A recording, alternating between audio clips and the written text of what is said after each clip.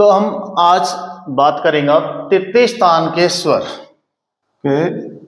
स्वर यानी third place के स्वर। तृतीय स्थान के स्वर यानी रूल्स, इसमें जो तृतीय स्थान के स्वर होंगे वो हमेशा लाइन को काटते हुए लिखे जाएंगे। ठीक है, ये हमारी जो लाइन है, आधार है, इसको काटते हुए, यानी पहला स्टॉप इसको काटेगा, उसके बाद दूसरा स्टॉप कहीं भी जा सकता है। और तृतीय स्थान के स्वरों को, या जो थर्ड प्लेस के वावल्स होता है, इनको इंटरवेनिंग स्वर भी बोला जाता है, इंटरवेनिंग वावल्स भी बोला जाता है। इंटरवेनिंग वावल्स का मतलब कि जब स्वर अकेले किसी स्टॉप पर आता है तो उसके प्रॉपर तीसरे स्थान में ही लिखा जाएगा वो।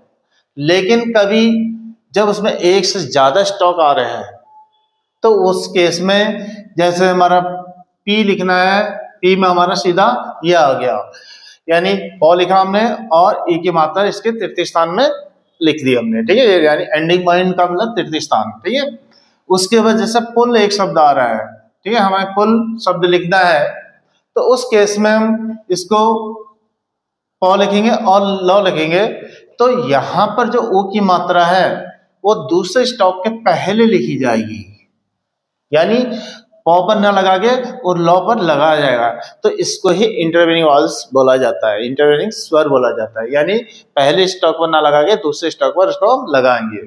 अब इसमें सबसे पहला आ जाता है हमारा ई। ई जो है हमेशा मोटे डॉट्स, मोटे बिंदु यानी मोटे डॉट से, हैवी डॉट से लिखा जाएगा।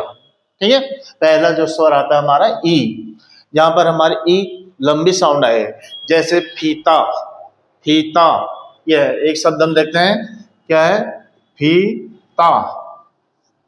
ठीक है, फीता आ रहा है। अब इसमें पहले हमने वही SBR का स्टॉक बताना है, हमने फौ है, ठीक है, और उसके बाद तो है।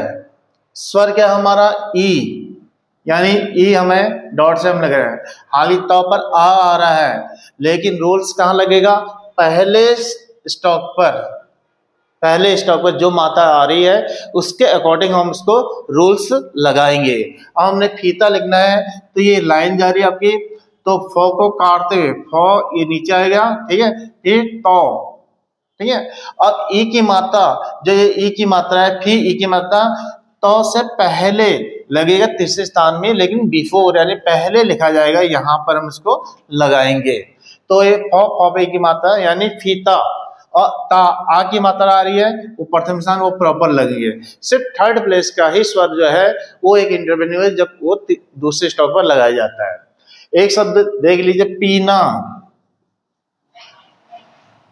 पीना, ठीक है, ई की साउंड हमारी लंबी आ रही है, स्टॉक हमारे पौ है, नौ है, मात्रा क्या ई आ रही है, पहला मात्रा क्या आ रहा है हमारा ई आ रही है, तो ई के अकॉर्डिंग ही रूल्स लगेगा। तो हम ये लाइन जाएगा पौ नीचे और नौ, ठीक है, ई की मात्रा नौ से पहले तीसरे स्थान में, और नौ पर आ की मात्रा आ रही है, वो प्रॉपर लगेगी।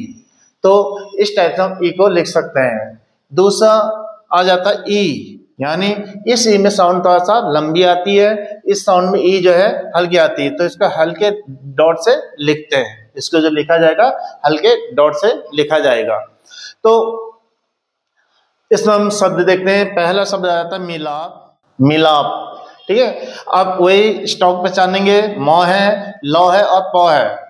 तो लाइन ये आधार है, तो मी लाम नीचे लाइन के थ्रू लिखेंगे, और लौ उससे ऊपर को जा रहा है, और पौ ये आ रहा है, ठीक है, यानी पहला स्टॉक हमारा लाइन के नीचे, थ्रू द लाइन, लाइन के नीचे होना चाहिए।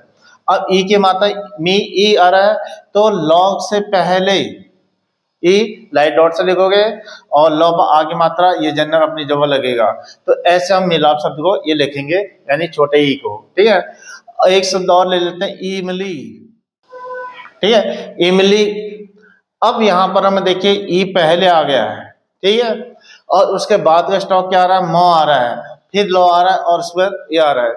अब यहाँ पर आपको क्लियर हो जाएगा इंटरवेनिंग वावल्स की प्रॉपर प्लेसिंग कैसे ये होगी। अब हमने इमली, ये लाइन आपकी जा रही है, ठीक है, लाइन के नीचे लिखते हुए मौ और लौ, ठीक है, ई। अब यहाँ पर ई जो स्वर आ रहा है ये मौ से पहले है, ठीक है, तो यानी ये दूसरा स्टॉक क्या बन गया है, यहाँ पर पहला स्टॉक तो नहीं आया है, लेकिन पहले सेपरेट ई आ रही है, तो ये प्रॉपर मॉ के थर्ड प्लेस में यहाँ पर लिखा जाएगा, ये पहले लिखा जाएगा। उसके बाद लॉ, लॉ के बाद भी ई आ रहा है, लेकिन आगे कोई स्टॉक्स नहीं है, यहाँ पर इंटरवेन्यू वाल्स को रूल्स को अप्लाई नहीं करेगा, कोई दूसरा स्टॉक है नहीं, आगे लॉ के बाद कोई स्टॉक है नहीं, तो ये लॉ पर ही लिखा जाएगा। जो मैंने आपको शुरू में बताया था कि सेपरेट होगा तो यह है, तो यहाँ पर मान लीजिए ली जो है ये शब्द पर सेपरेट आ रहा है, तो ये लॉ पर ही लगाया जाएगा। लेकिन यहाँ पर क्या है, दूसरा स्टॉक मॉ आ जा रहा है और ये शब्द में स्टॉक और आ रहा है, तो ये मॉ के पहले लिखा जाएगा, ठीक है। तो इस टाइप से हम इसको लिखेंगे। उसके बाद इसमें नेक्स्ट जो आता है ऊ, इसको हैवी डैश से लिखते हैं, ठीक है, जहां पर ऊ की साउंड लंबी आती है, जैसे धूप, मूली, इस टाइप से हम शब्द यूज करते हैं। अब यहाँ पर शब्द लिख के देखते हैं। धूप, स्टॉक क्या आ रहा है, ध आ रहा है, दूसरा हमारा स्टॉक प आ रहा है, और स्वर क्या आ रहा है, ऊ आ रहा है। वो क्या है, तृतीय स्थान का है, तृतीय स्थान का स्वर हमेशा लाइन को काटते हुए लिखेंगे। ये लाइन है आपका, ध नीचे को काटेगा और प लिखा, ठीक है। ये अब ऊ की मात्रा हमने कहाँ लगानी है, ध के बाद कौन सा आ रहा है, दूसरा स्टॉक प आ रहा है, प से पहले लगेगा तृतीय स्थान पर ही, ठीक है। उसके एक शब्द और देख लीजिए, मूली, ठीक है। मूली वही मॉ लाइन से नीचे और लॉ लिखा, ठीक है, ऊ की मात्रा लॉ पर, ठीक है, क्योंकि ऊ के बाद दूसरा स्टॉक कौन है, लॉ है, और ली जो है ये ई की मात्रा है, यहाँ पर ही लगेगा प्रॉपर, उसके बाद कोई वो नहीं है। उसके बाद इसमें चौथा स्वर आता है ऊ, जहां पर ऊ की साउंड हल्की आती है तो इसको हल्के डैश से लिखेंगे, ठीक है। जैसे वर्ड देखते हैं झुकना, ठीक है, झुकना शब्द हमने लिखा, जो इसमें जो आपका स्टॉक आ रहा है, फिर क आ रहा है और न आ रहा है, ठीक है, यानी ये लाइन के काटते हुए है, ये लाइन आपके आगे, इससे नीचे लिखोगे, ठीक है। झ ऊ की मात्रा क पर लगाओगे पहले, फिर क ना की मात्रा ये आगे प्रॉपर अपनी जगह पर लगेगी, ठीक है।